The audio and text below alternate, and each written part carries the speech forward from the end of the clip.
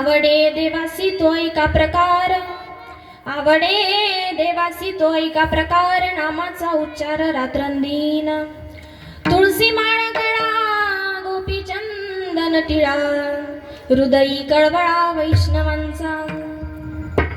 आषाढी कार्तिकी पंढरीची वारी, आषाढी कार्तिकी पंढरीची वारी, साधन निर्धारी अन नाही.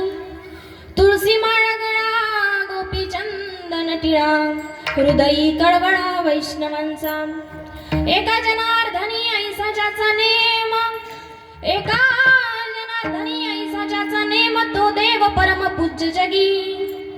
तुळसी माळ गळा गोपी चंदन टिळा, हृदयी कळवळा वैष्णवांचा. विठ्ठल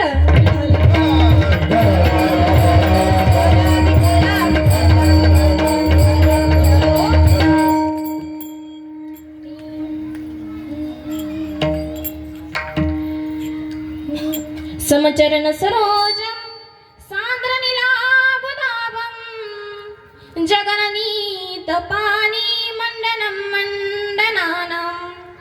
तरुण तुलसी माला कंदरं काञ्चनेत्रं, सदैव धवलहासं विठ्ठलं चिन्तयामि.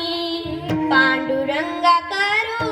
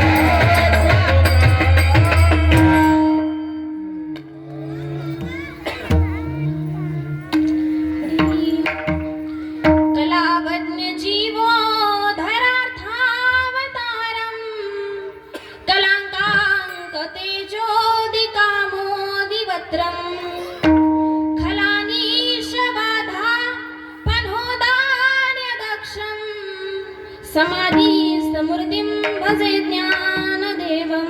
नमो ज्ञानेश्वरा, नमो ज्ञान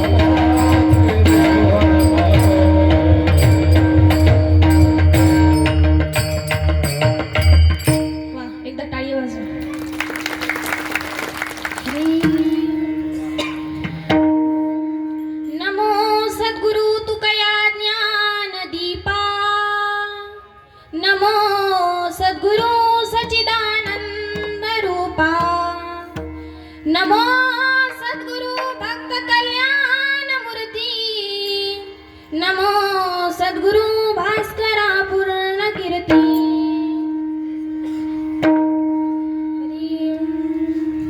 जटाटवी गलज्वल प्रवाह पावितस्थले गले वलंब्य लंबितांभुजंग तुंग मालिका डमड्डमड्डमड्डमन्निनादवड्डमर्वयं चकार चंड तांडवं तनोतु नः शिवः शिवम्. जटाकटाह संभ्रमं भ्रमन्निलिम्प निर्झरि विलोलवीचि वल्लरी विराजमान मूर्धनि दगद्दगद्दगज्वलल्ललाट पट्ट पावके किशोर चंद्रशेखरे रति प्रतीक्षणं मम. धराधरेन्द्र नंदिनी विलास बंधु बंधुर स्फुरद्दिगंत संतति प्रमोदमान मानसे कृपा कटाक्ष धोरिणी निरुद्ध दुर्जरापति क्वचित् दिगंबरे मनो विनोद मेतु वस्तुनि. हरी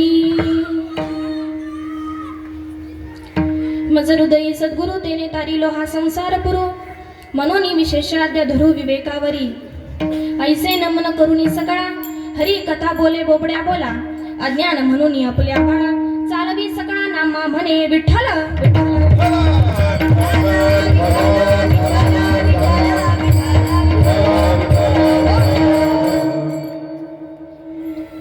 आवडे देवासी तो ऐका प्रकार, नामाचा उच्चार रात्रंदिन.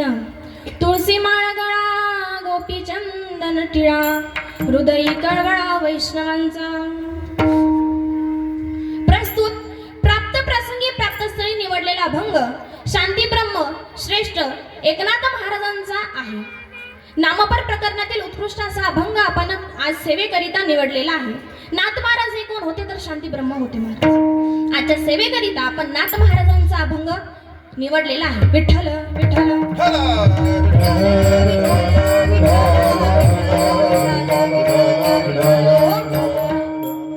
अभंगावर चिंतन करण्यापूर्वी अल्पसा परिहार, तो म्हणजे असा.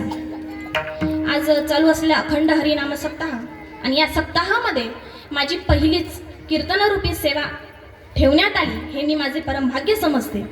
तसेच आजची माझी ज्यांनी कीर्तन सेवा ठेवली मोठे माझे मामाश्रीच आहेत, त्यांचं नाव संतोष डुकरे. यांचे मी आभार व्यक्त करते की त्यांनी त्यांच्या बाजूला का होईना पण सप्ताहामध्ये त्यांनी माझं काय कीर्तनरूपी सेवा आयोजित केली. तसेच या सप्ताहाचे आयोजक असतील, नियोजक असतील, आयोजक नियोजक संयोजक असतील, अन्नदाते असतील, सौजन्यदाते असतील, यांचे मी आभार व्यक्त करते की मामांनी कीर्तन सेवा ठेवायची म्हणून म्हणजे आग्रह केला आणि यांनी सुद्धा आज माझी इथं कीर्तनरूपी सेवा ठेवली. तसेच माझे लहाने मामाही इथं उपस्थित आहेत, ऋषिकेश डुकरे, यांचे मी आभार व्यक्त करते. सहकुटुंब सहपरिवार इथे उपस्थित आहे. सांगायचं एवढंच की आज जी सेवा ठेवण्यात आली, खरं जर सांगायचं ठरलं तर आज माझी दोन्हीकडचे सुद्धा परिवार इथं उपस्थित आहे. तसेच माझे मामा मामीही इथं उपस्थित आहेच, आजी आजोबाही आहे, पण वडिलांकडचे सुद्धा आत्या आणि मामा इथं उपस्थित आहे. मी माझे परमभाग्य समजते की त्यांनी माझ्या कीर्तनाला आज त्यांचा थोडासा वेळ बाजूला ठेवून थोडा मलाही दिला. विठ्ठल विठ्ठल.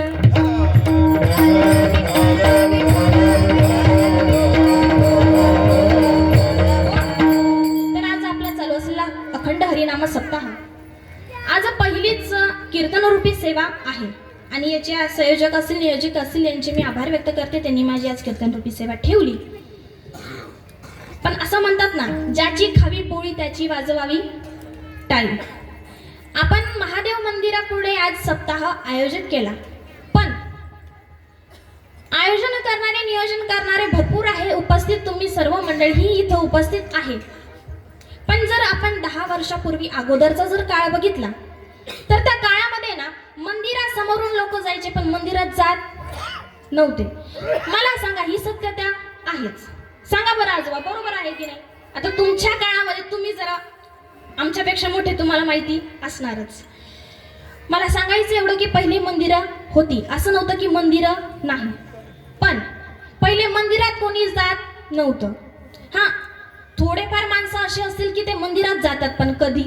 फक्त सोमवारी. महादेवाच्या मंदिरात प्रत्येक जण सोमवारीच जातं. एरवी कोणी जातं का? नाही जात. सोमवारी मंदिरात जातं, पण अगोदर सोमवार तर नाहीच, पण अनेक दिवशी सुद्धा जात नव्हतं. का जात नव्हतं? मंदिरं होती ना. मग आज इथं सप्ताह उपस्थित आहे, इथं एकही जण नसायला पाहिजे होतं, कारण मंदिर आहे, पण तुम्ही मंदिरात जातच नव्हते. खरी जर धन्यता द्यायची असेल तर त्या पंडित मिश्राजी यांना द्यावी लागेल, कारण त्यांनी त्यांच्या कथेच्या माध्यमातून आपल्या अंतःकरणामध्ये एक शिवभक्ती जागृत करून दिली. एवढंच नाही, त्यांनी हे सुद्धा सांगितलं, तुम्ही रामायण कथा ऐकता, तुम्ही महाभारत ऐकता, तुम्ही भागवत कथा ऐकता, पण शिवकथा अजून एकानेही ऐकलेली नव्हती. इथं बसलेल्या मला तरी वाटतं जेवढ्या महिला मंडळ असेल तेवढे सगळेजण शिवभक्तच आहे, कारण पंडित प्रदीप मिश्राजी यांनी त्यांच्या कथेतच सांगितलं, एक पसा पाणी एक बिल्ल बदळ, पूजन केवळ बहु सोपे. सगळ्यात भोळा दैवत कोणतं असेल तर ते फक्त आणि फक्त महादेव आहे. सोमवारीच नाही तर तुम्ही रोज सकाळी मंदिरात जा. एक तांब्याभर पाणी जरी तुम्ही महादेवाच्या पिंडीवरती टाकलं तरी सुद्धा भगवान भोलेनाथ काय होतात तर प्रसन्न होतात महाराज. एक पसा पाणी एक बिल्ल बदळ. बेल बदळ म्हणजे काय तर एक बेलाचं पत्र तुम्ही महादेवाच्या पिंडीवरती अर्पण जरी केलं तरी सुद्धा भगवान भोलेनाथ हे काय होतात प्रसन्न होतात. पूजन केवळ बहु सोपे. तुम्ही म्हणशाल कसं काय सोपं? कारण सगळ्यात भोळा देव कोणता असेल तर कोण आहे? महादेवच आहे. अगोदर मंदिरात नव्हते जात, पण आता सप्ताह आहे, एवढे सर्वजण इथं उपस्थित झाले. कशाकरिता? सप्ताहासाठीच. बरोबर आहे की? बरोबरच आहे. म्हणून आपण अगोदर नव्हतो जात, पण जेव्हापासून पंडित प्रदीप मिश्राजी यांनी सांगितलं, त्यांनी आपल्या अंतःकरणामध्ये एक शिवभक्ती जागृत करून दिली. खरंच त्यांनी आपलं कर्तव्य आपल्याला सांगितलं की या जगाचा चालक मालक सगळ्यात अगोदर आपलं कर्तव्य आहे की त्याला आपण मानलं पाहिजे. या पृथ्वीचा मालक कोणी असेल तर भगवान भोलेनाथ आहे. विठ्ठल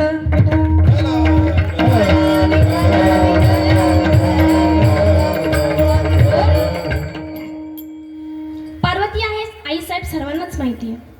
पार्वती आई साहेबांनी पाला खाल्ला. तुम्ही म्हणशाल कशा करिता खाल्ला तर लक्ष देऊ नाही का? पाला खाल्ला, वारा पिऊन त्या जगू लागल्या फक्त आणि फक्त महादेव पती मिळावे म्हणून. आता मला सांगा, महादेवाकडे काय होतं? घर होतं का? नाही. ते स्मशानातच राहायचे. एवढंच नाही तर भिक्षा मागून खायचे. अंगावरती एक कपडा सुद्धा नव्हता. कपडा सोडाव दागिना सुद्धा नव्हतं. आजकालच्या मुली लग्न करताना अगोदर काय बघतात? सोनं. तुम्ही सांगा, मी तुम्हाला सांगायला नव्हतं पाहिजे, हे माझा एवढा काही अधिकार नाही, पण मुलगी बघताना किंवा मुलगा आपल्याला बघायचा असेल तो नोकरीला आहे का? बरं, तो नोकरीला आहे, मग तुम्हाला शेती कशाला पाहिजे? मुलगी द्यायची पण शेतीत नाही पाठवायची, मग शेतीचं करायचं काय? बरोबर आहे ना? शेती ही पाहिजे, नोकरी ही पाहिजे. बरं, नोकरी पाहिजे पण कोणती? गव्हर्नमेंट जॉब पाहिजे. मग त्या मुलांनी करायचं तरी काय? जर तो शेती करत असेल तर त्याच्यासोबत लग्न नाही करायचं का? सगळ्यात पहिला जर कोणतं साधन असेल तर फक्त आणि फक्त शेतकरीच आहे. बरोबर आहे ना? तुम्ही सर्व शेतकरीच वर्ग आहात. आपल्याला भगवान परमात्म्याने घडवलं. आपल्याला सोन्यानेही घडवू शकत होता, चांदीने पण घडवू शकत होता, पण का आपल्याला मातीनेच घडवलं? कारण मातीमध्ये पीक निर्माण होतं आणि पीक निर्माण त्याच्यापासून होतं, म्हणून भगवान परमात्म्याने आपल्याला मातीपासून बनवलं. विठ्ठल विठ्ठल.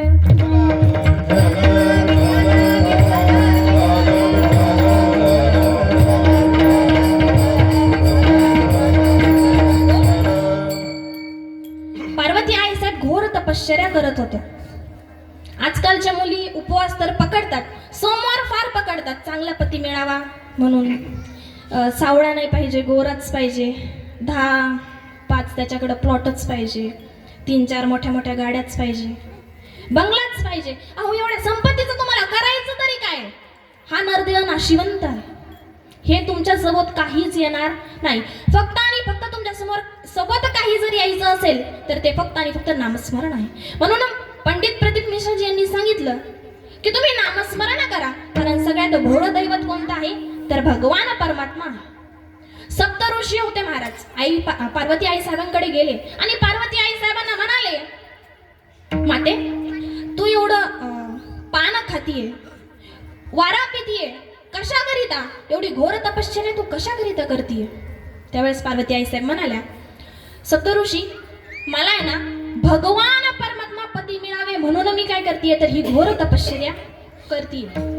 आणि आजकालच्या मुली सोमवार तर करताच, पण फराळाचं आहेच, चिप्स आहेच. मुलीच नाही, महिला मंडळ सुद्धा आपल्या काय करतात, सोमवार पकडतात.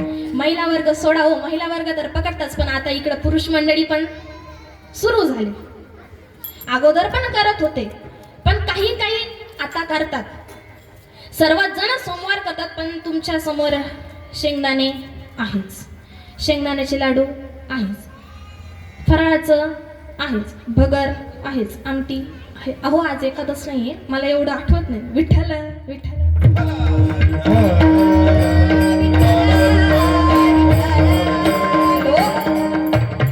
मी जे तुम्हाला सांगते ते समजतंय ना? महिला मंडळ मागच्या समजतंय का? इकडं पुरुष मंडळी तो मागचा कोपरा समजतंय का? नाही तुम्ही नेमकं हालत पण नाहीये आणि डुलत पण नाही. आणि आजचं तसं तुमचं सिरियलचा टाइम झालेलाच आहे, पण तरी आजचे दिवस थोडं तुमच्या झोपेला पण फाटा मारा, तुमच्या सिरियलला पण बाजूला ठेवा आणि आजच्या कीर्तनामध्ये उपस्थित राहा. विठ्ठल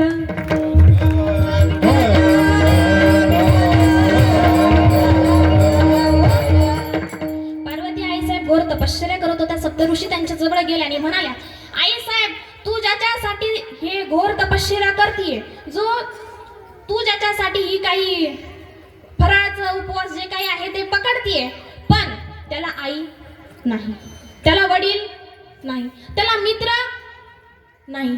मला सांगा, भगवान परमात्म्याचं कुटुंब कोण होतं? कोण होतं? भूत होती महाराज, भूत होती. आई नव्हती, वडीलही नाही, मित्र सुद्धा नाही. ते सप्तऋषी आई साहेबांना म्हणाल्या, अगं त्याच्याकडं गणगोत सुद्धा नाही. गणगोत तर सोड ग, त्याच्याकडं राहायला घर सुद्धा नाही. पार्वती आई साहेब म्हणाल्या, घर नाही, किती छान गोष्ट आहे. सप्तऋषी नाकमोळच डोळ्याला म्हणजे मोडायला लागले, कारण भानगड काही कळतच नव्हती. आजकालच्या मुली घरा बघतात आणि पार्वती आई साहेब तर घर बघत नव्हत्या. त्यावेळेस सप्तऋषींनी सांगितलं, आई साहेब अहो त्याच्याकडं घर नाही आणि तुम्ही म्हणतात किती सुंदर गोष्ट आहे, त्याच्याकडं घर नाही. आई साहेब म्हणाल्या, किती छान आहे, फरची पुसायचं अजिबात टेन्शन नाही. बरोबर आहे महिला मंडळ, पाहुणे आली की पुसा घरी, बरोबर आहे ना? आता हे तुमचं काम आहे. पार्वती आई साहेब म्हणाल्या, किती उत्तम गोष्ट आहे म्हणे, मला आता फरची पुसायचं अजिबात टेन्शन नाही. सप्तऋषींनी कपाळालाच हात लावला, आता हिला समजवायचं तरी कसं? सप्तऋषी म्हणाले, आई अहो त्याच्याकडं घर जाऊ द्या, पण त्याच्याकडं लॉकेट सुद्धा नाही हो सोन्याचं.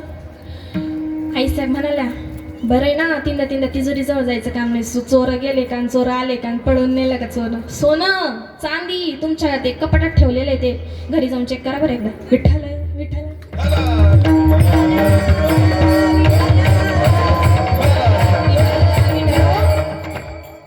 चोरांचं सुद्धा टेन्शन नाही आणि फरची पुसायची सुद्धा टेन्शन नाही. सप्तऋषी म्हणाले, आता काहीतरी करावंच लागेल, कारण हे होऊन द्यायचं नव्हतं ना. सप्तऋषी म्हणाले, आई साहेब अहो सोनं जाऊ द्या, घर जाऊ द्या, पण त्याला घालायला कपडे सुद्धा नाही.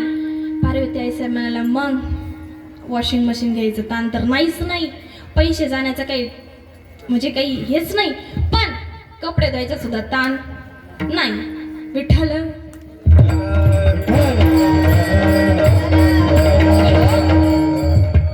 सप्तऋषी म्हणाले, आता हिला समजवायचं तरी कसं? सप्तऋषी म्हणाले, अगं आई साहेब तो भिक्षा मागून खातोय. आई साहेब म्हणाल्या, चूल पेटायचं काम नाही, स्वयंपाक करायचं सुद्धा काम. पार्वती आई साहेब मानतच नव्हत्या. स्वयंपाक करायचं टेन्शन नाही, कारण मी पण आईतं खाणार आणि ते पण आईतं खाणार. आता एवढी सुख सुविधा कोणाला नको, पण आता मागताना पहिले पैसा, सोनं, हुंडा द्यायचा. कशाला द्यायचा बरं हुंडा? मुली जेव्हा बघायला जातात तेव्हा पहिलं काय विषय निघतो? मुली तर बघायचं सोडाव, पहिले हुंडा. बरं सगळेजण म्हणतात आम्ही हुंडा घेत नाही, हुंडा घेत नाही. मग सोने किती घेता हो? 3 तोळ आणि 5 तोळ. पैसा घेत नाही, पण सोनं तर घेताच ना. मग त्या मुलीच्या वडिलांनी आणि आईनी करायचं तरी काय? सोनं घ्यायचं नाही, सुद्धा घ्यायचे नाही, कारण हुंडा हे घेणं आपल्या याला शोभत नाही, कारण तो एक बाप आहे, तो त्याची मुलगी सुद्धा समोरच्याला देऊन टाकतो।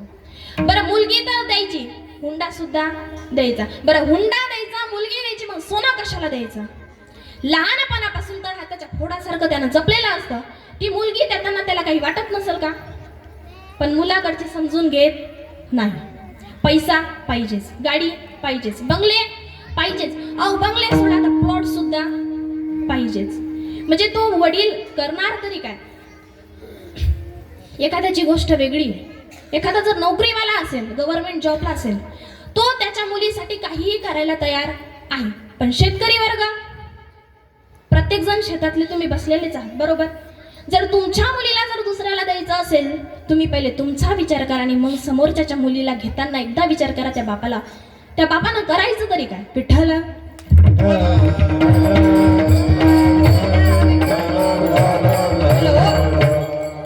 आईसाहेब म्हणाल्या, आता आपण आपल्या परत विषयावरती येऊ, म्हणून सोनं कोणी घेऊ नका आणि हे पण सांगू नका की आम्ही पैसे घेतले नाही आणि सोनं घेतलं। अहो एकच होतंय, तुम्ही काही करा, सोनं घ्या नाही तर पैसे घ्या, एकच होणार आहे। आईसाहेब म्हणाल्या, किती छान आहे, मला आता कशाचं टेन्शन नाही। अहो आपला विषय कुठं चालू होता? तुम्ही आहे ना, आहेत ना? नाहीतर मग असंच एका कीर्तनामध्ये एक आजी आलेल्याच होत्या, तीनदा त्यांचं हे चालूच होतं। म्हटलं आजी, कीर्तन संपला आणि मग म्हटलं आजी हात दुखत होता का? नाही, नंतर थोड्या वेळानं दाबून देते बुवा। आजी म्हणाले, नाही ग, दरवाजाला कडी लावली, लॉक लावला, पण त्याला झटकाच मारला नाही। आता मला सांगा, कीर्तनात बसून त्यांना कळल का लॉक लागलं का? विठ्ठल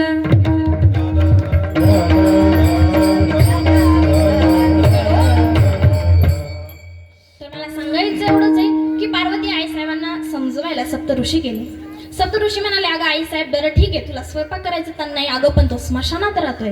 आईसाहेब म्हणाल्या, बरं आहे ना, तीनदा दुसऱ्याच्या घरी जायचं कामच नाही, प्रत्येक जण एक ना एक दिवस माझ्या घरी येणारच आहे, कारण स्मशानभूमीत आपल्याला सुद्धा जायचं आहे, कारण हा देह काय आहे तर नाशिवंत आहे। त्यावेळेस सप्तऋषी म्हणाले, आईसाहेब तो स्मशानात राहतो। पार्वती आईसाहेब म्हणाल्या, मग तर मला आता दुसऱ्याच्या घरी जायचं ताण नाही, पण एक ना एक दिवस माझ्या घरी सर्वजण येतील। पार्वती आईसाहेब म्हणाल्या, फरची पुसायचं ताण नाही, सोन्याचं म्हणजे चोर येतील त्याचा ताण नाही, कपडे धुवायचा ताण नाही, स्वयंपाक बनवायचा सुद्धा ताण नाही। एवढा सुख सुविधा जर आजकालच्या मुलींना असती तर, पण अशा सुख सुविधा त्यांना नकोय, त्यांना फक्त त्याच्याकडे काय आहे आणि काय नाही। असो, मला फक्त एवढंच सांगायचंय की कथेच्या माध्यमातून आपल्याला पंडित प्रदीप मिश्र यांनी एक आपल्या मनामध्ये, अंतकरणामध्ये शिवभक्ती जागृत करून दिली, निर्माण करून दिली, आणि आपण मंदिरामध्ये जातोय। आता मंदिरामध्ये 7 दिवस सप्ताह चालू आहे महाराज, 7 दिवस तुम्ही एवढे आजच एवढी मोठी पब्लिक आहे, पुरेपूर आहे, तर मग 7 दिवसात किती रंग येईल बरं आपल्या सप्ताहाला? हा रंग दुसरीकडे कुठेच नाही। प्रत्येकाने सप्ताहाला यायला पाहिजे, स्वइच्छेने काहीतरी दान सुद्धा केलं पाहिजे। म्हणून पंडित मिश्राजी सांगतात, एक कपसा पाणी एक बिल्ल वदळ, पूजन केवळ बहु सोपे। एक तांब्याभर पाणी जरी तुम्ही महादेवाला टाकलं तरी सुद्धा भगवान परमात्मा प्रसन्न होतात, कारण त्यांचं असं आहे, कपडे धुवायचं ताण नाही म्हटलं, त्यांना एक तांब्याभर पाणी जरी टाकलं तर कपडे घालायचं टेन्शन नसतं। नाही तर आजी बाकीचे जे देव असतात ना, त्यांची खूप व्यवस्था असते, व्यवस्था। आंघोळ झाली की कपडे घालायचे, कपडे घातले की त्यांना शृंगार करण्यासाठी धूप लागतं, दीप लागतं, सर्व काही लागतं, पण महादेवाला तसं काही लागत नाही। आता आपण आपल्या अभंगावर चिंतन करू। विठ्ठल विठ्ठल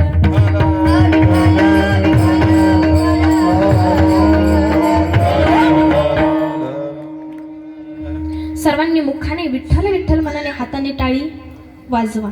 विठ्ठल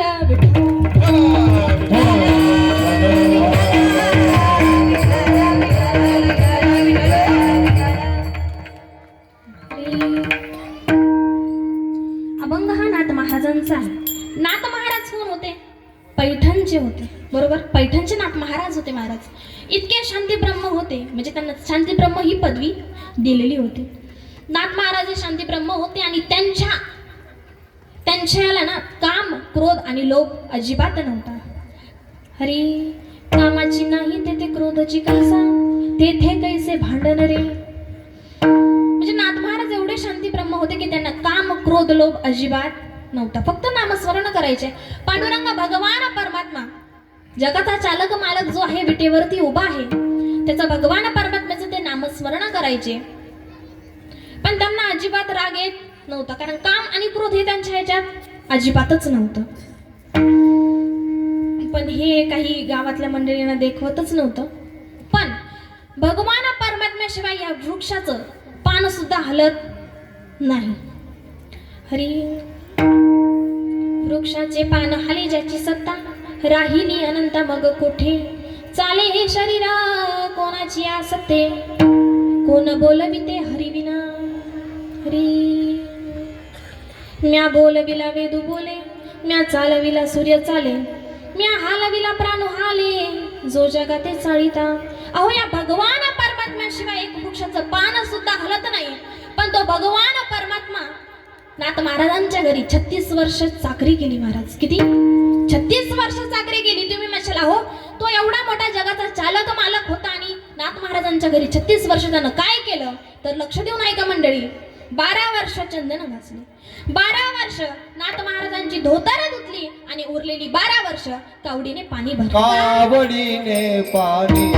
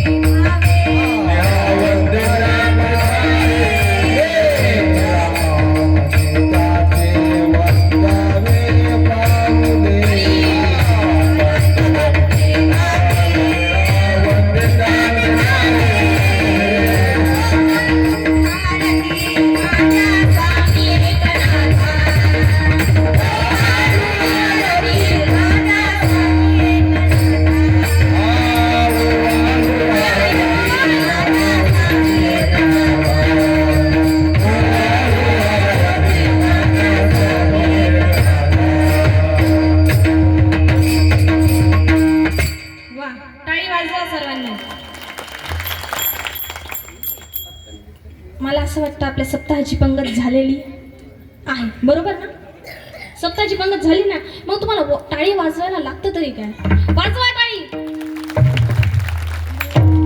प्रमाण आवडलं तर टाळी वाजवा. पण माझं असं म्हणणं आहे, आज गायनाचार्यच इतके म्हणजे उत्कृष्ट आहे, तसं तर मला त्यांचं नाव काही अज्ञात नाही. पण माफी मागते की मला त्यांचं नाव माहिती नाही. तरी सुद्धा त्यांच्या सर्वांचे आभार व्यक्त करते की त्यांनी आज मला इथं साथ करण्याकरिता आले. असं तसेच मृदुंगाचारी आहे, म्हणजे मला त्यांचं नाव सुद्धा माहिती नाही, पण त्यांचे सुद्धा मी आभार व्यक्त करते की ते सुद्धा आज माझ्या कीर्तन रूपी सेवेकरिता उपस्थित आहेत. तसेच माईक सिस्टमवाले, साऊंड सिस्टमवाले, त्यांचेही मी आभार व्यक्त करते. आणि आज शूटिंगवाले दादाही इथे उपस्थित आहे, त्यांचे मी आभार व्यक्त करते. हरी कावडीने पाणी ज्या घरी चक्र पाणी वाहे, अनंत भक्ती भावे निळा वंदित्याचे पाय. अहो कावडीने पाणी भरलं. 36 वर्षांत महाराजांच्या घरी त्या भगवान परमात्म्यानं काय केली तर चाकरी केली महाराज. पण ते म्हणतात ना, एखाद्याचं जर चांगलं होत असेल तर गावातल्या मंडळींना अजिबात देखवत नाही. त्या गावातल्या मंडळींनी ठरवलं की नाथ महाराजांना आता राग आणून दाखवायचा, कारण त्यांना माहिती होतं काम, क्रोध, लोभ अजिबात नव्हता. पण त्यांचं असं म्हणणं होतं, आपण जितकं मागे लागलं तेवढं त्यांना राग येईल. गावातल्या मंडळींनी ठरवलं की आता नाथ महाराजांना काय करायचं तर राग आणून दाखवायचा. एक पहिला विडा एका ब्राह्मणाने उचलला. त्या गावात एक ब्राह्मण राहत होता आणि त्या गावात म्हणजे पैठणमध्येच त्या गावात असलेला ब्राह्मण त्याने एक पहिला विडा उचलला आणि नाथ महाराजांच्या घरी गेला. बरं गेला, सकाळीच गेला. नाथ महाराज सुंदर अशी देवपूजा करत होते. स्नान संध्या झाली होती आणि देवपूजा करायला बसले. देवपूजा झाली आणि जे देव त्यांनी पाटावर ठेवायचे त्या पाटावर जाऊन बसला. बरं हा बसला तर बसला, याने चप्पल बूट काय जे असेल तर काढून बसायचं ना. हा आता बुटासहित बसला महाराज. त्याला वाटलं आता तरी नाथ महाराजांना राग येईल, कारण देवांना त्या देवाला त्या पाटावर ठेवायचं होतं. पण नाथ महाराज म्हणाले, नाथ महाराजांना राग आला का? नाही आला. ते त्यांच्या पत्नीला म्हणाले, गिरिजा माता नाव होतं त्यांचं. गिरिजा, पाहुणे आले, सुंदर असा स्वयंपाक कर. गिरिजा माता त्यांच्या कामासाठी निघून गेल्या. त्यावेळेस त्या ब्राह्मणाला वाटलं, अरे आपण इथं त्यांना राग निर्माण करावा म्हणून आपण इथं आलो, पण मी पाटावर बसलो, बुटासहित बसलो, तरी सुद्धा त्यांना राग आला नाही. एवढं सोडा, पण इथं मी त्यांना राग आणण्याकरिता आलो आणि इथं तर माझीच काय चालली आहे? सेवा. म्हणजे माझं चांगलंच इथं काय चालू आहे? मला भोजनच आहे, राग आला नाही. नाथ महाराज व्यवस्थित बोलताय. ते त्याच्या मनामध्ये म्हणाला की इथं आपला चांगलाच पाहुणचार चालला. गिरिजा मातेचा स्वयंपाक झाला. गिरिजा माता वाढण्याकरिता पुढं आल्या. त्या वाढण्याकरिता पुढं आल्या आणि त्यांनी म्हणजे ताटामध्ये वाढायचं त्यावेळेस खाली वाकल्या आणि या शहाण्यानं पटकन उडी मारली आणि गिरिजा मातेच्या पाठीवर जाऊन बसला. त्याला असं वाटलं आता तरी नाथ महाराजांना राग येईल, पण नाथ महाराजांना राग आला नाही. नाथ महाराज म्हणाले, गिरिजा, मोठ्याचं लेकरू आहे बरं, परुडू देऊ नको. गिरिजा माता म्हणाले, अहो महाराज, या पाठीला तर 4 लेकरं सांभाळायची सवय आहे, हे तर एकच आहे, नाही पडू देणार. विठ्ठल.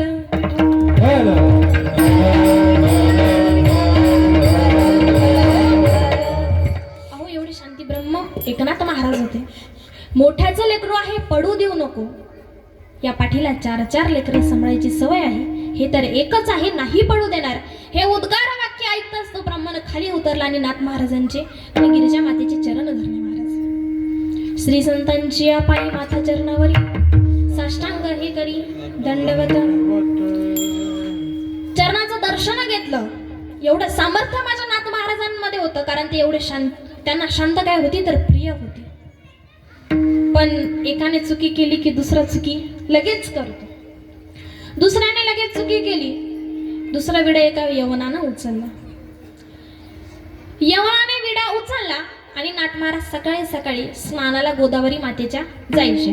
हे ज्या रस्त्याने जायचे त्या रस्त्यावरती एक मोठं चिंचेचं झाड होतं. हा यवन त्या चिंचेच्या झाडावरती बसला. बऱ्याने बसावं, पण हा तिथे पान खायचं जे साहित्य असतं, कात, चुना आणि सुपारी, बरोबर आहे ना आजोबा?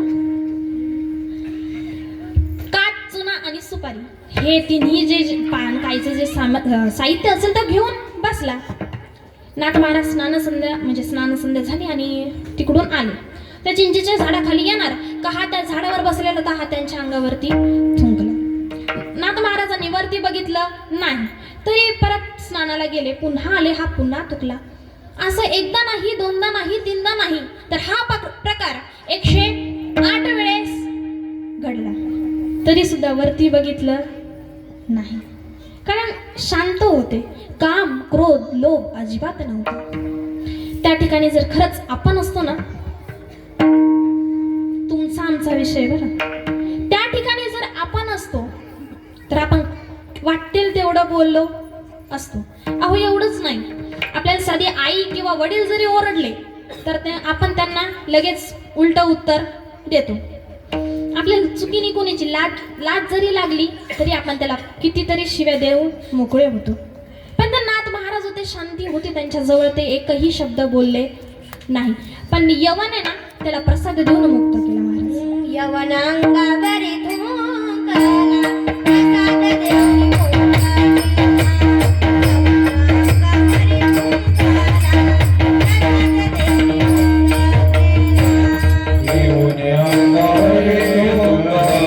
प्रसाद देऊन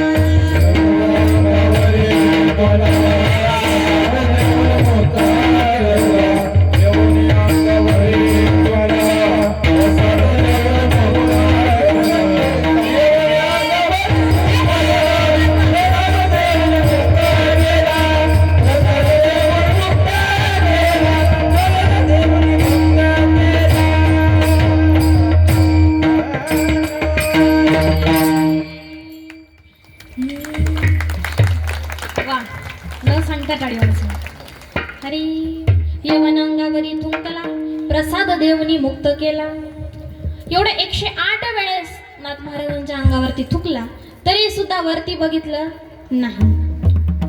पण आपली इथपर्यंत तयारी असते, आई वडिलांचा हात धरून आपण घराच्या बाहेर काढतो. ही आत्ताची परिस्थिती आहे की आई वडील काही जरी बोलले तरी आपण लगेच त्यांना उलट उत्तर तर देतोच, पण हात धरून बाहेर सुद्धा काढतो. इथपर्यंत आपली तयारी असते, पण नाथ महाराजांनी वरती सुद्धा बघितलं नाही. 108 वेळेस हा प्रकार घडला. मला सांगायचं एवढंच की नाथ महाराजांना शांती ब्रह्म ही पदवी मिळाली. शांती ब्रह्म ही पदवी मिळाली. नाथ महाराजांना शांती काय होती तर अतिप्रिय होती. महाराज शांती परते नाही सुख एरा अवघेची दुःख. नाथ महाराजांना शांती ही प्रिय होती, पण काही ना लक्षार्थाने वाचारता अजिबात कळत नाही. एका जणाला विंचू चावला, तो डॉक्टरांकडे गेला. डॉक्टरांना म्हणाला, डॉक्टर साहेब मला विंचू चावला, फार वेदना होत आहे, पटकन काहीतरी करा. डॉक्टरांनी त्याला इंजेक्शन तर दिलं आणि सांगितलं, तू काय कर, घरी जाताना बँडेज पट्टी घे आणि जिथे तुला विंचू चावला तिथे लाव. हा शहाणा घरी जातो महाराज, पण 4-5 चपात्या खातो. किती इथं महिला मंडळ म्हणशान आम्हाला अक्षरत नाही हो. विठ्ठल विठ्ठल.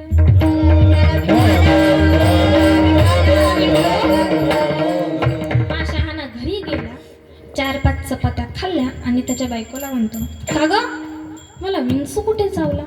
ती 1.5 शहाणी म्हणते, अहो तुम्हाला विंचू का? घराच्या उजव्या कोपऱ्याला. हा शहाणा तिथं जातो, तिथं बँडेज पट्टी चिटकवतो महाराज. म्हणजे काही ना वाचार्थही कळत नाही आणि लक्षार्थही कळत नाही. आपल्या इथं लक्षार्थ घ्यायचं आहे. शांती ही प्रिय होती, पण तुम्ही खाली बसलेले लगेच म्हणशाल शांता मावशी का, शांती मावशी का? तर नाही. शांती म्हणजे शांत, संयमपणा. त्यांना काय होती तर निर्माण होती, एवढंच नाही.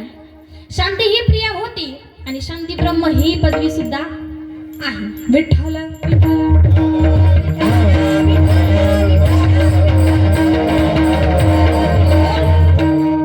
तर नाथ महाराज हे काय होते तर शांती ब्रह्म होते महाराज. त्यांना काम क्रोध लोभ अजिबात नव्हता.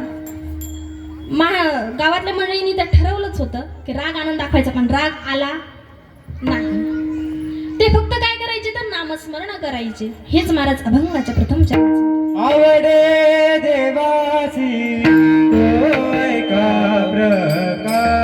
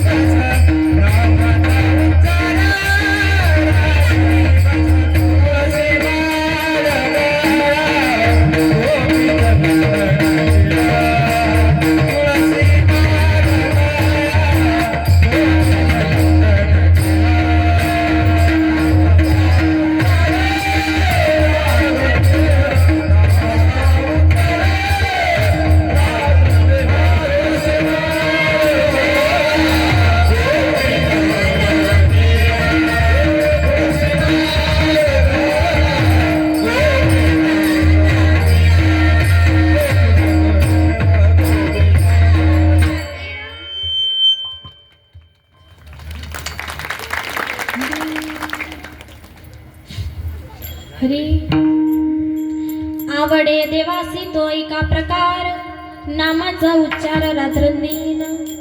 नाथ महाराज सांगतात की माझ्या भगवान परमात्म्याला काही जर आवडत असेल ना तर फक्त आणि फक्त नामस्मरण आवडतं. नामाचा उच्चार रात्रंदिन. काय आवडतं खाली बसलेल्या मंडळी? नामस्मरण आवडतं. नामस्मरण केलं कोणी केलं? शबरी मातेने सुद्धा नामस्मरण केलं. अहो 82,000 वर्ष प्रभू श्री रामचंद्रजींची वाट बघितली, पण काय करायच्या? रोज नामस्मरण करायच्या. श्रीराम जय राम जय जय राम, श्रीराम जय राम जय जय राम, श्रीराम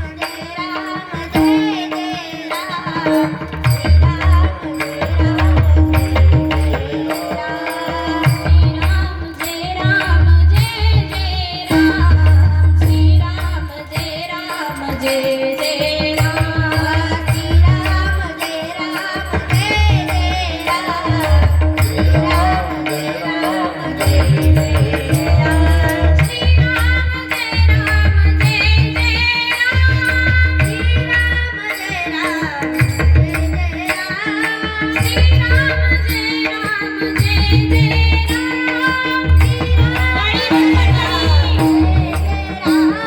श्रीराम जय राम जय जय राम, श्रीराम जय राम जय जय राम, श्रीराम जय राम जय जय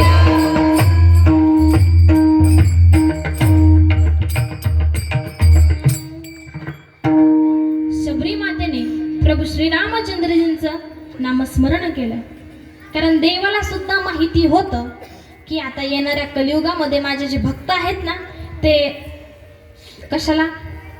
ऑफिसला जातात, नोकरीला जातात, कोणी कुठं.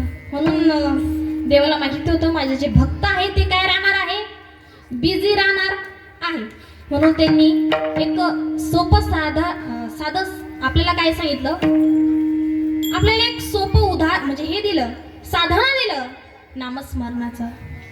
हरी कलियुग माझी करावे कीर्तन, तेने नारायण देईल भेटी. अहो तुम्ही नामस्मरण करा, भगवान परमात्मा एक ना एक दिवस येणारच आहे. इथं बसल्यानं असं वाटतं का तुम्ही त्याच्या घरी जावं? कोणाला असं वाटत नाही. असो, मला सांगायचं एवढंच आहे की शबरी मातेने सुद्धा नामस्मरण केलं आणि आपल्याला सुद्धा एक सोपं साधन भगवान परमात्म्याने दिलं की भक्त जरी बिझी असले तरी सुद्धा नामस्मरण वेळ काढून करते. नामस्मरण नाही झालं तरी हरिपाठ आपण घेऊ शकतो. नामस्मरण अजून कोणी केलं? नामस्मरण करावं, पण कोणासारखं करावं? ऐका, जगद्गुरु तुकाराम महाराजांसारखं करावं. माझी मज झाली अनावरवाच्या, छंद या नामाचा घेतला. एकदा सर्वांनी डोळे बंद करा. मागे बसलेले डोळे बंद केले का? डोळे बंद करा, नाहीतर तुम्हाला तुमच्या शेजारच्याची शपथ. तुम्ही डोळे बंद करा. आपल्याकडे टाइम नाहीये, तुम्ही पटकन डोळे बंद करा. मागच्या मंडळी तुम्ही डोळे बंद केलेले नाही, कारण तुम्ही खाली मान घातलेली आहे, मला इथून दिसतंय.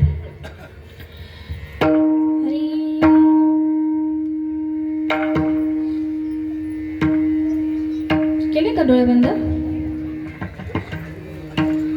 आणि आता आपण नामस्मरण करूया. असं नाही की नामस्मरण करताना वरतीच हात पाहिजे आणि खालीच हात पाहिजे किंवा मुखाने आपण मोठ्या मोठ्याने बोललंच पाहिजे.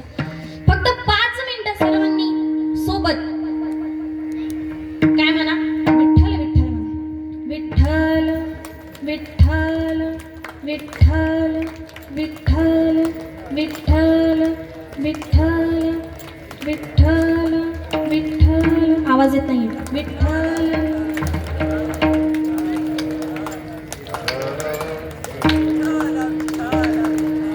विठ्ठल विठ्ठल मागच्या मंडळी तुमचा आवाज येत नाहीये मनातल्या मनात नका करू थोडं आवाज काढा विठ्ठल विठ्ठल विठ्ठल विठ्ठल विठ्ठल विठ्ठल विठ्ठल विठ्ठल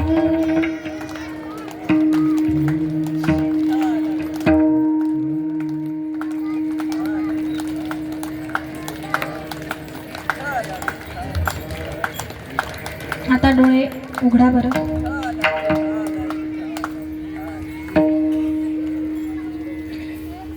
काही जणांनी मनापासून केलं आणि काही जण खालीच माना घालून होते पण ज्यांनी मनापासून केलं त्यांना त्यांच्यामधलं परिवर्तन कळालं असेल म्हणजे ज्यांचं चित्त जर कुठं भरकटत होतं ते सुद्धा आता स्थिर झालं विठ्ठल विठ्ठल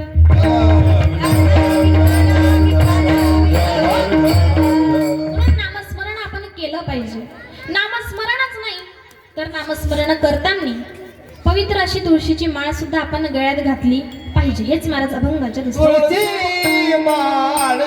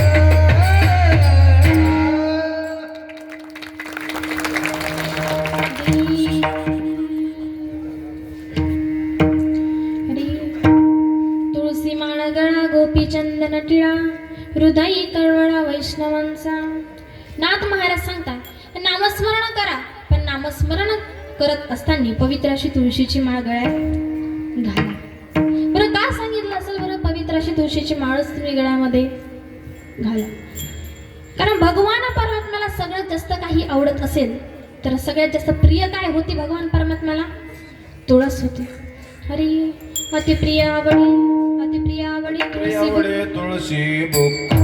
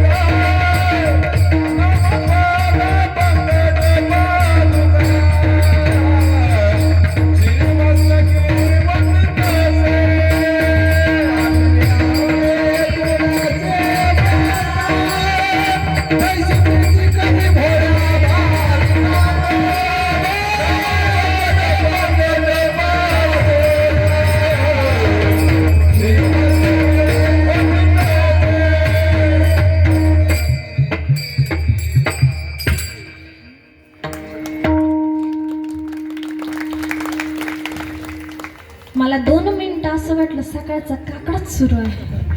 इतकं सुंदर उदाहरण, इतकं सुंदर म्हणजे त्यांनी आपल्यासमोर मांडलं. किती सुंदर. तुम्हालाही वाटलं असेल आपण काकड्यामध्ये आहे.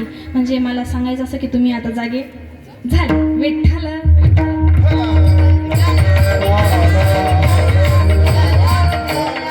भगवान परमात्म्याला काही आवडत असेल तर काय आवडतं? तुळस आवडते. एकदा सत्यभामा मातेला गर्व झाला होता, कारण त्यांच्याकडे सोनं होतं, महाल भरूनच सोनं होतं. भगवान परमात्मा म्हणाले, नारद महर्षी सत्यभामेला ना गर्व झालेला आहे, तो आता आपल्याला नाहीसच करावं लागेल. कारण त्यांना असं वाटतं की त्यांच्याजवळ सोनं आहे म्हणजे मी त्यांच्याजवळ राहतो. नारद महर्षी अशा कामाला जर अधिकच पटायत होते. आता इथं तर लगेच तिथं नारद महर्षीला सांगताच नारद महर्षी लगेच सत्यभामेच्या महालाकडे भगवान परमात्मा सांगतच होते.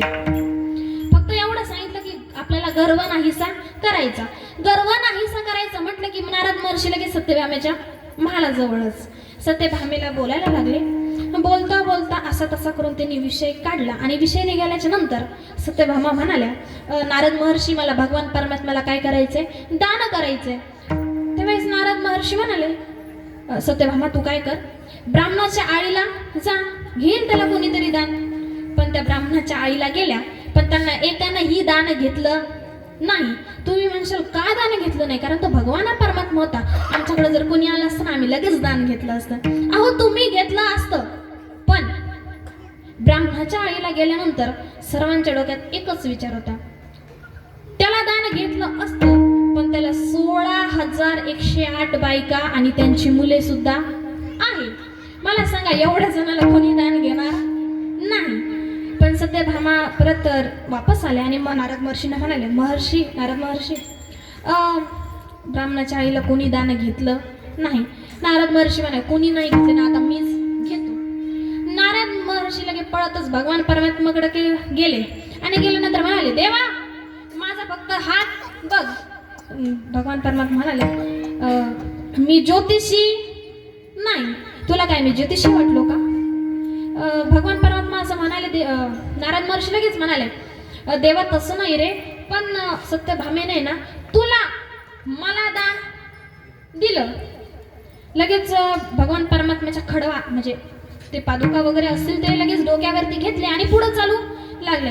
जवळजवळ हा प्रकार 16,108 बायकांनी बघितला. अशा बांगड्या मागं सार लगेच माग करून सत्यभामेकडं भांडायला निघाल्या. सत्यभामा माता लगेच घाबरल्या आणि नारद महर्षींकडे गेल्या. नारद महर्षी, मी जे तुम्हाला दान दिलं ते परत मला वापस करा. नारद महर्षी म्हणाले, दिलेलं दान परत दान घेतलं जात नाही. सत्यभामा म्हणाले, दुसरा काही उपाय आहे का? हो आहे ना दुसरा उपाय. काय उपाय आहे? भगवान परमात्म्याच्या वजन इतकं सोनं द्यावं लागेल. त्यांना असा गर्व झालेलाच होता. ते म्हणाले, एवढंच सोनंच द्यायचं आहे ना. लगेच महालाकडे गेल्या, सोनं सगळं जमा तर केलं आणि पारडं बनवलं. एका पारड्यात भगवान परमात्म्याला बसवलं आणि जेवढं सोनं होतं ते त्या पारड्यात टाकलं. पण भगवान परमात्मा म्हणजे तोलन त्यांचं काही होत नव्हतं. परत पुन्हा महालाकडे गेलं, जेवढं होतं तेवढं आलं. आता शेवट सगळं संपलं, पण पारडं काही तोले ना. पण 16,108 बायका होत्या, त्यांनी सुद्धा त्यांचं सोनं दिलं, पण तरी सुद्धा पारडं तोलत नव्हतं. तुम्ही म्हणशाल, एवढा मोठा भगवान परमात्मा एवढं वजन कधी होतं? काय खात होता तो? खात पीत काहीच नव्हता, पण सोन्याचं आणि त्याचं वजन होणं शक्यच नाही. लगेच सत्यभामेचा दूत पळतच रुक्मिणी आई साहेबांकडे गेला आणि रुक्मिणी आई साहेब तुळशी वृंदावनामध्ये सुंदर असं नामस्मरण करत होत्या. आणि पळतच दूत गेला आणि जेवढी घडलेली घटना आहे तेवढी सांगितल्याबरोबर रुक्मिणी आई साहेबाने तुळशीचं एक पान घेतलं आणि त्या पारड्यात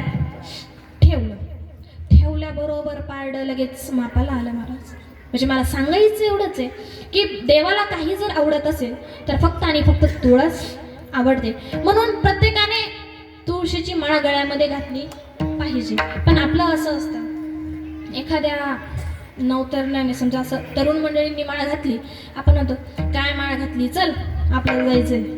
म्हणजे ज्याने घातली त्याला घालू देत नाही, त्याला दुसऱ्याच वळणावरती आपण नेतो.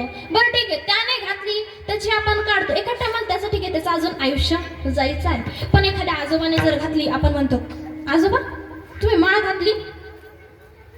आजोबा म्हणत्या आतापर्यंत नाही केलं पण आता इथून पुढं करावं लागेल. कोणी कोणी असं म्हणतं ताई आतापर्यंत खात होते मग एवढंच कशाला सोडलं, ते पण करायचंच ना. आणि कोणी कोणी असं म्हणतं बरं झालं तुम्ही घातली तर करावं का. पण माझं तरी म्हणणं एवढंच आहे की आपण पवित्र अशी तुळशीची माळ गळ्यामध्ये घातली पाहिजे. कारण यमदूत होते, यमदूताने एका माणसाचा आत्मा न्यायचा म्हणून पृथ्वी तलावरती आले. त्या माणसाने बघितलं झाडामागून लपून बघत होता. तिथे एक बैलगाडी आली आणि त्या बैलगाडीवरचा जो माणूस होता तो मरण पावला. मरण पावल्याबरोबर यमदूत म्हणाले याला आपण नेऊ शकत नाही. कारण काय तर तुळशीचे 2-3 तिथं काय होते, वृंदावनासारखे 2-3 झाडं होते. इथं देवदूत येतात म्हणे, यमदूत येत नाही. आता मला सांगा जिथं तुळशी आहे तिथं जर मरण कोणी पावलं तर त्याला देवदूत येतात. मग आपल्या घरात जर तुळशीची माळ असेल तर देवाला सुद्धा यावं लागेल. कारण देवाला काही जर आवडत असेल तर ते फक्त आणि फक्त तुळस आहे. विठ्ठल विठ्ठल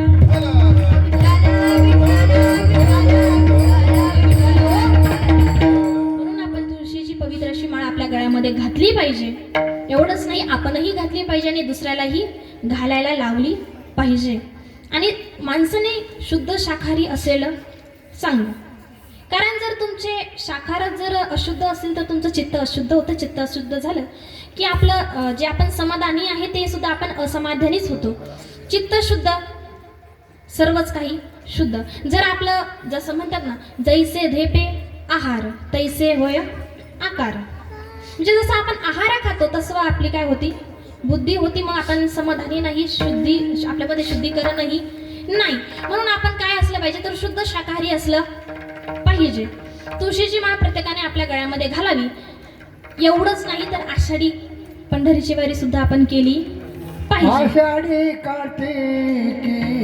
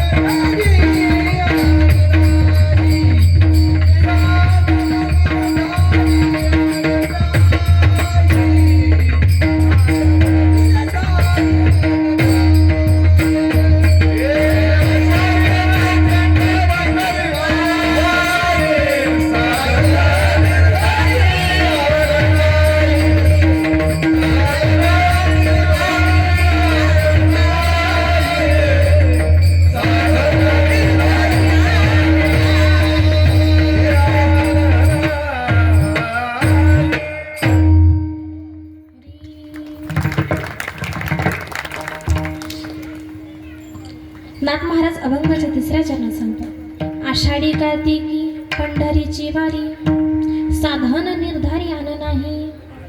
तुळशी माळ गळा गोपी चंदन टिळा हृदयी कळवळा वैष्णवांचा. तुळशीची माळ तुम्ही गळ्यात घाला पण आषाढी कार्तिकी सुद्धा पंढरीची वारी आपण केली पाहिजे. इथं बसलेल्यांनी किती जणांनी पंढरीची वारी केली हात वरती करा. 2-2 नका करू बरं. मला एवढ्याच जणांनी वारी गेली. ताई आपली 31 वारी झालेली आहे महाराजांची. वा टाळी वाजवा. ब्राह्मण आहे आहे, रोजचा 20,000 नामस्मरणाचा जप आहे. वा. वा वा वा. आपल्या झालेलं माझं वय 3 कमी आहे. 1962 ची मॅट्रिक आहे, बघून घ्या.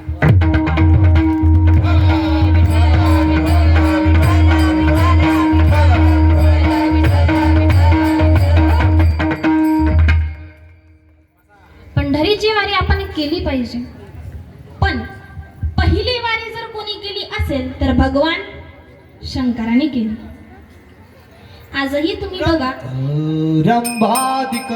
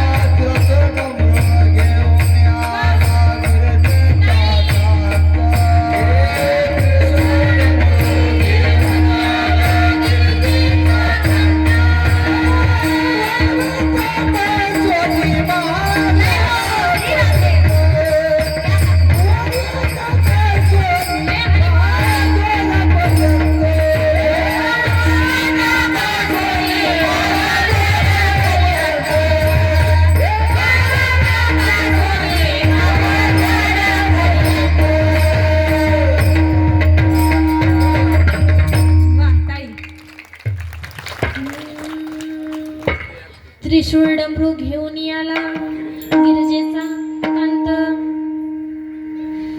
आजही तुम्ही बघा की भगवान पांडुरंगाच्या डोक्यावरती एक महादेवाची पिंड तुम्हाला दिसेल.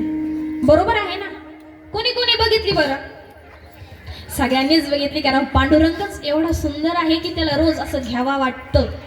म्हणून सगळ्यांनी कोणी नसन बघितली त्याने आताही पंढरपूरला वारीला जा आणि बघा की तिथे भगवान परमात्माचे म्हणजे जे सृष्टी होती ती सृष्टी त्यांनी निर्माण तर केली, पण भगवान परमात्मा कोण होते? देव होते. आणि महादेव कोण होते? देवाचे देव होते. हे तिथे वारी करत करत गेले. रुक्मिणी आईसाहेब तर थकलेल्याच होत्या, त्या खारीच्या तळपायाशी राहिल्या. नंतर नंदी महाराजांना काही एंट्री भेटत नव्हती. ते म्हणाले, मी मारुती समोर उभा राहणार नाही. मारुतीला आपले भगवान शंकर म्हणाले, अरे तो अवतार माझाच आहे, तू इथं थांब. असं म्हणल्यानंतर ते तिथे थांबले. आणि नंतर नामदेव महाराजांच्या उजव्या बाजूला एक देवळी आहे, त्या देवळीमध्ये अजून सुद्धा गणपती बाप्पा आहे. वारी करत करत सर्वजण गेले, पण सर्वांनी मुक्काम ठरवून घेतले. पण भगवान शंकराने मंदिरात गेले आणि मंदिरात गेल्यानंतर देवानी बघितलं, अरे महादेव आपल्याकडे आले. डायरेक्ट विटेवरून उडी मारली आणि महादेवाकडे गेले आणि म्हणाले, महादेव तुम्ही माझ्यापेक्षा मोठे आहेत, मी देव आहे. आलिंगन दिलं पहिले. आलिंगन दिल्यानंतर मी देव आहे, काही जर लागत असतं तर मला बोलवलं असतं, मी लगेच आलो असतो. पण त्यावेळेस महादेव म्हणाले, पांडुरंगा मी तर महादेव म्हणून नाही तर एक वारकरी म्हणून. काय म्हणून आलो?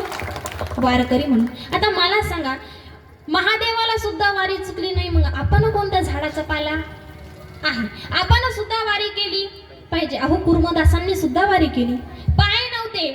लोहगावमध्ये अजून सुद्धा तुम्ही बघा समाधी तशीच आहे. सावता माळ्याला भगवान परमात्मा म्हणाले की आता तू काय कर, मला लपायला जागा दे. म्हणजे त्या रस्त्याने घडलेली ही घटना आहे. अजूनही तुम्ही बघा, जो जे सावता महाराज आहे त्यांच्या छातीमध्ये विठ्ठलाचं वास्तव्य आहे, कारण त्यांनी स्वतःच्या हाताने विळा घेऊन स्वतःची छाती फाडली आणि त्याच्यामध्ये सांगितलं, देवा तू काय कर, आता याच्यातच प्रवेश कर. कारण नामदेव महाराज आणि ज्ञानेश्वर महाराज एवढे चतुर होते की लगेच देवाला सापडलं असतं. म्हणून देव डायरेक्ट मागचा पुढचा विचार न करता सावता महाराजांच्या हृदयामध्ये प्रवेश केल्यानंतर त्यांचं ते अभंग रचनावली चालूच होती सावता महाराजांची. लगेच नामदेव महाराजांनी लगेच ज्ञानेश्वर महाराज पळतच तिथे आले आणि म्हणाले, तुम्ही इकडं कोणाला पळताना पाहिलं का? सावता महाराज एक नाही बोलले, दोन नाही बोलले.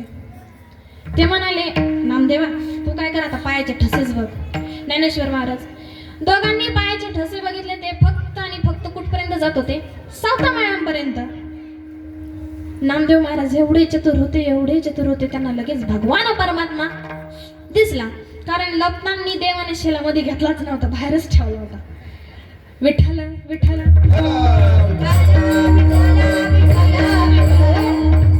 नामदेव महाराजांना शेला दिसला आणि नामदेव महाराज म्हणाले, देवा तुला माहिती आहे ना तुझ्याशिवाय मी एक क्षणही राहू शकत नाही. देवाला आलिंगन दिला आणि म्हणाले, मी तुला आता म्हणजे मला आता तुलाच बाहेर काढावं लागेल. परत सावतामाळ्यांनी आपल्या छातीला विळ्याने कापलं आणि हृदयातून भगवान विठ्ठलाला बाहेर काढलं.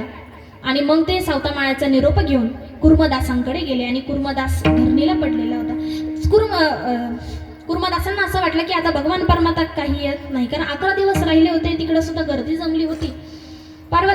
निघताना रुक्मिणी आई साहेब सुद्धा म्हणले होते, देवा एवढे भक्तजन सोडून तुम्ही त्या भक्ताकडे कशाला चालले बरं, आता हे काय कमी आहे का? पांडुरंग तिथं म्हणतात, रुक्मिणी तुला नाही कळणार. हे तिथं गेले कुठे, गाव कोणतं तुम्ही विचार करा, कोणतं गाव होतं? लोहगाव होतं. लोहगावामध्ये अजूनही कुर्मदासांची काय आहे तर समाधी आहे. ते तिथे गेले. हे तिघ जण सावतामाळ्यांचा निरोप घेऊन तिथे गेले. कुर्मदासजी धरणीला पडलेले होते, नामस्मरण चालू होतं. पायातून रक्त येत होतं, रक्त बंबाळ अशी अवस्था झालेली होती, तरी सुद्धा प्राण सोडलेला नव्हता. कारण सांगितलेलं होतं, निरोप पाठवायला सांगितलेलं होतं एका वारकऱ्याला, तू जा आणि त्यांना सांग की तुमचा एक भक्त वारी करत असताना लोहगावामध्ये पोहोचला. खूप तुमची काय करतोय तर आठवण त्याला तर येतेच आहे, पण तुमची वाट सुद्धा तो बघतोय. तिथं पांडुरंग भगवान परमात्मा गेले आणि त्यांना उचललं. त्यावेळेस कुर्मदासजी म्हणाले, देवा आता मला ना काहीच दुःख देऊ नको. त्यांना असं वाटलं, एक स्वप्नासारखं त्यांना एक वाटलं तिथं. ते म्हणाले, मला तू काय कर, आता काहीच दुःख देऊ नको. त्यावेळेस ज्ञानेश्वर महाराज आणि नामदेव महाराज तिथं होतेच. ते म्हणाले, अहो हाच सावळा विठ्ठल आहे, हाच भगवान परमात्मा आहे, हाच जगाचा चालक मालक अखिल कोट ब्रह्मांड नायक आहे. त्यावेळेस कुर्मदासजी रडू लागले आणि रडताना एवढंच म्हणाले, देवा आता फक्त तुझ्या चरणाजवळ जागा दे. एवढा म्हणता शेवटचा श्वास घेतला. विठ्ठल विठ्ठल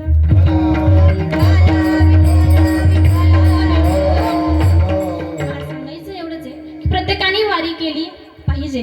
कुर्मदासांना पाय नव्हते तरी सुद्धा त्यांनी वारी केली. आणि पहिली वारी जर कोणी केली असेल तर भगवान शंकराने केली वारी, त्यांनी केली. म्हणून नाथ महाराज म्हणतात, गोपी चंदन लावा, पवित्र अशी तुळशीची माळ घाला आणि रात्रंदिवस नामस्मरण करा. हा ज्याचा नित्य नेम तोच भक्त देवाला एका जनार्दनी ऐसा ज्याचा नेम, एका जनार्दनी ऐसा ज्याचा नेम, एका जनार्दनी ऐसा ज्याचा नेम, एका जनार्दनी ऐसा ज्याचा नेम, एका जनार्दनी ऐसा ज्याचा नेम, एका जनार्दनी ऐसा ज्याचा नेम.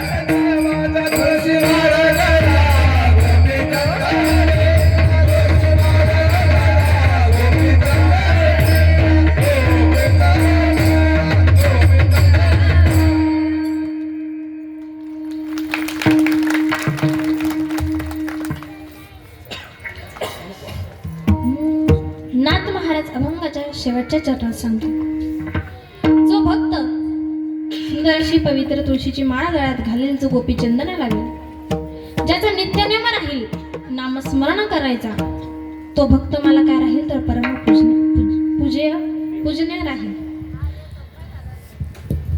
आपण सर्वांनी एकदा वरती हात करा.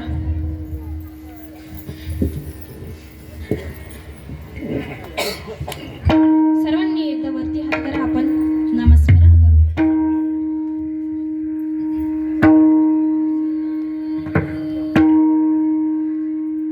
नमः शिवाय, ओम नमः शिवाय, हर हर भोले. नमः शिवाय, नमः शिवाय, ओम नमः शिवाय.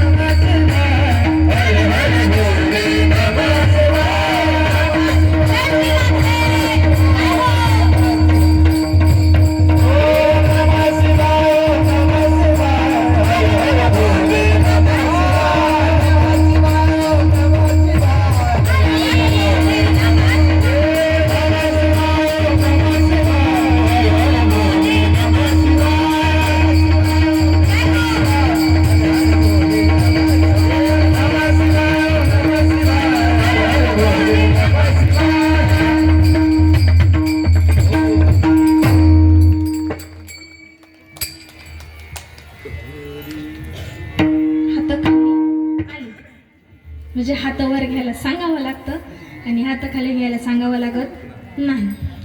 परत हात वरती करा.